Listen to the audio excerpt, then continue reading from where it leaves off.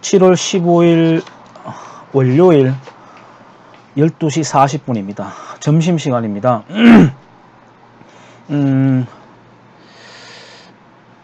얼마 전에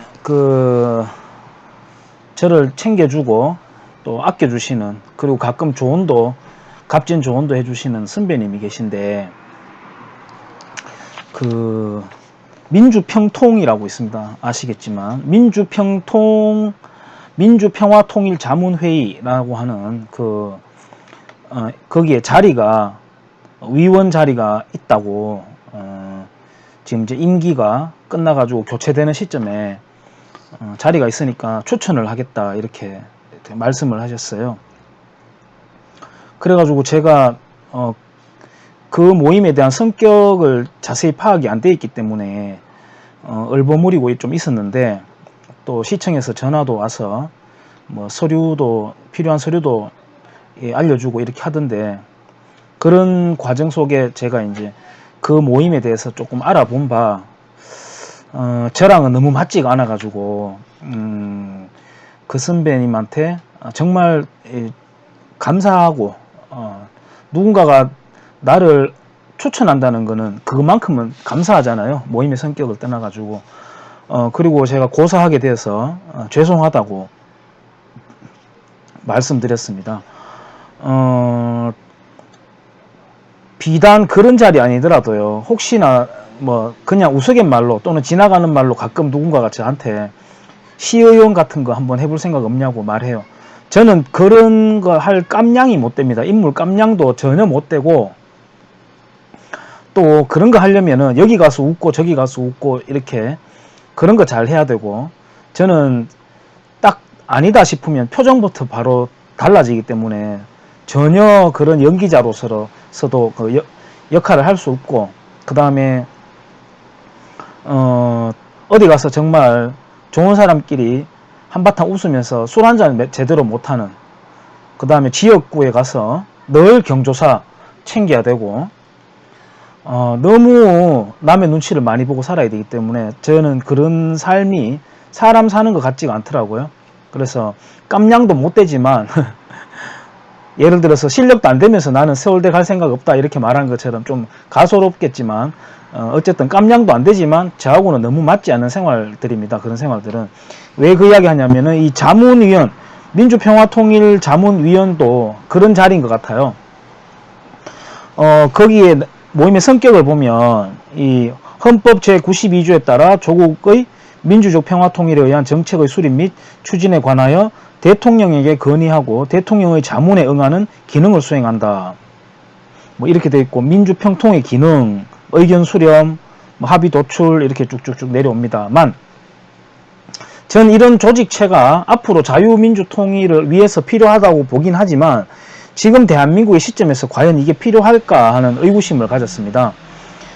우리 내부의 통합도 안 되는데 대한민국이 동서로 또 세대 간에 얼마나 찢어져 있습니까? 특히 최근 몇 년간에 내부 통합도 안 되는 판에 과연 이게 어떤 흐름으로 이용이 될지 저는 의구심이 있기 때문에 그렇고요.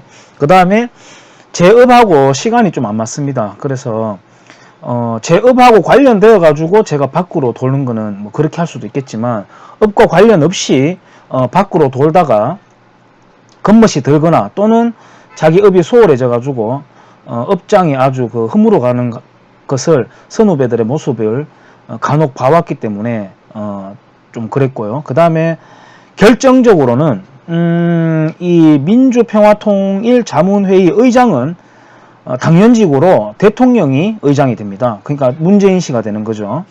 결정적인 겁니다. 제가 그 자리를 고사한 게, 제가 아무리 그래도 이 시골 바닥에 있다 하지만 제가 국가 반역자라고 여기고 있는 사람이 의장인 그런 조직체에 제가 속할 수는 없는 노릇 아니겠습니까? 죽으면 죽었지.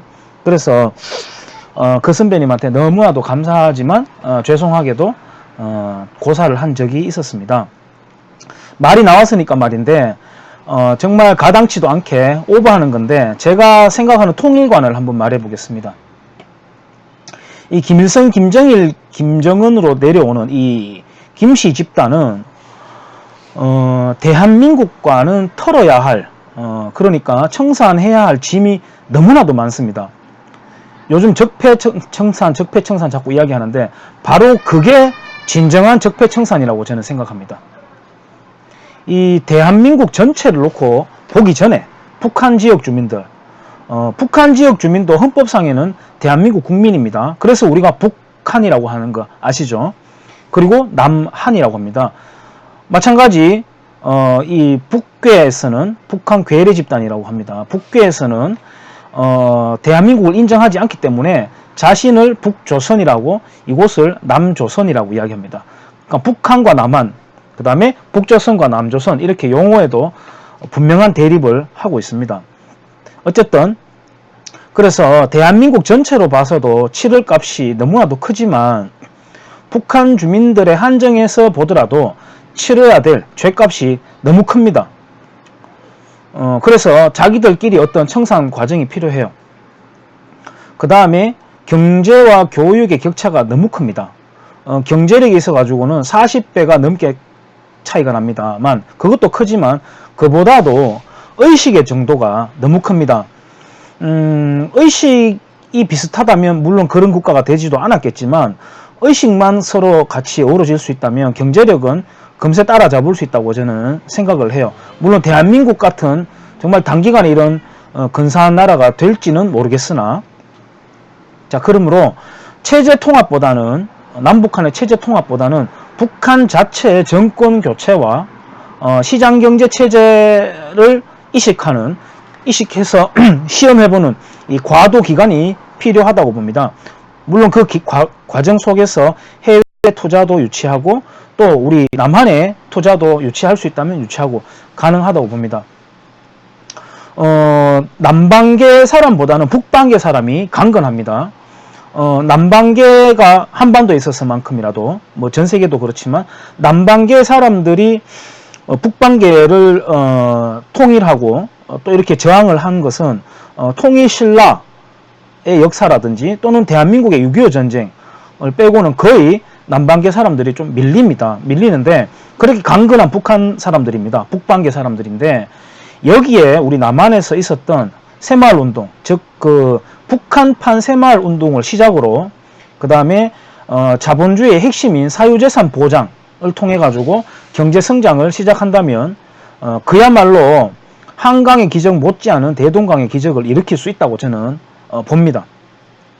그런 다음에 체제 통합을 논의해도 늦지 않습니다. 급하게 할 필요가 없습니다. 급하게 하려는 사람들은 어떤 의도가 있다고 저는 봐요.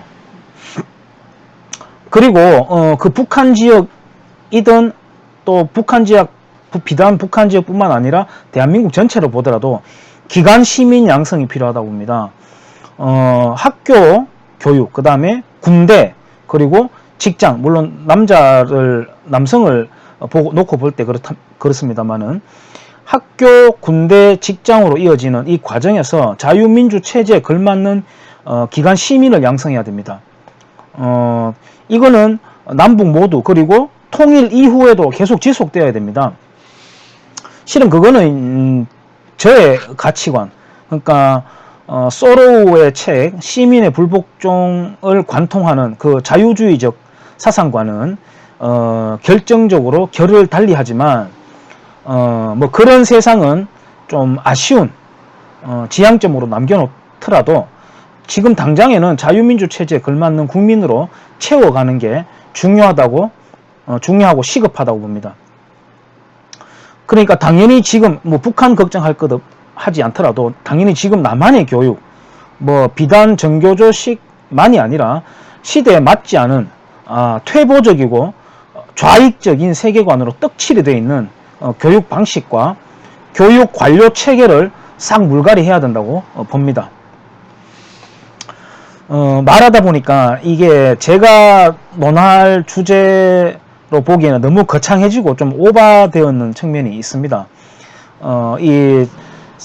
저를 좋게 봐주는 선배님이 추천해 주신 모임을 고사하면서 내가 생각해보는 통일과는 무엇일까를 한번 정리해보는 의미에서 한번 영상을 찍어봤고요.